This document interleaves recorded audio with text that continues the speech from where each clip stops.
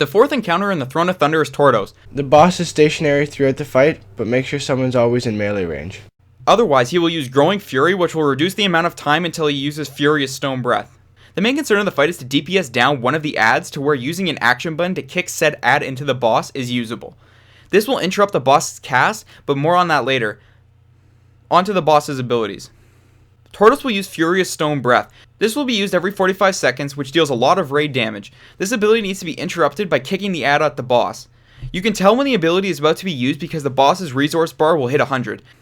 The next ability is Rockfall. This causes shit to fall down and deal decent damage to raiders who are standing within 5 yards of the place it lands. Anyone within 20 yards will only take a little bit of damage. You need to be dodging these. Quake Stomp will be used regularly. This will stun all raiders for 1 second and deal 65% of their health as damage. When this is used, shit will continue to fall from the ceiling and it will happen quicker for 8 seconds.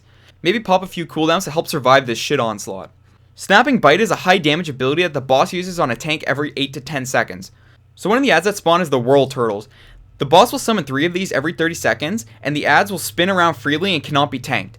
Anyone within 5 yards of the ad will be knocked back and take damage. This is from an ability called Spinning Shell, and these need to be focused down immediately.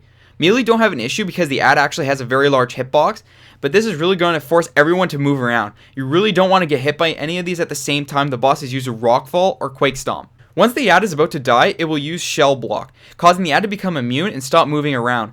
This is when the ad can be kicked. This again can be done by using the extra action button everyone gets called Kick Shell.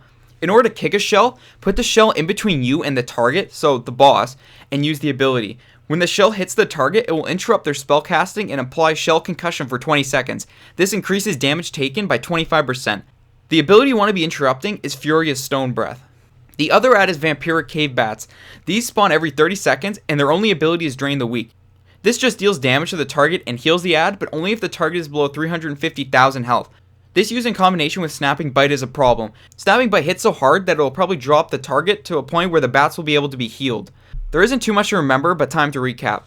Tanks will need to make sure they have enough health to survive Snapping Bite. The other tank needs to pick up the bats when they enter the room and tank them near the boss so they can be cleaved down. Healers need to keep the off tank always above 350,000 health, while also remembering that the main tank will frequently take a lot of damage from Snapping Bite. Don't forget that the raid will also take damage from Quake Stomp and the shit that falls from the ceiling. Range DPS need to focus the Whirl Turtles first, when the melee need to kill the boss while cleaving the bats. Everyone needs to remember that Furious Stone Breath needs to be interrupted, so having a turtle ready for kicking is priority. So if you have to assign one player to interrupt Furious Stone Breath, then just do it. I recommend lusting once one stack of shell concussion is on the boss.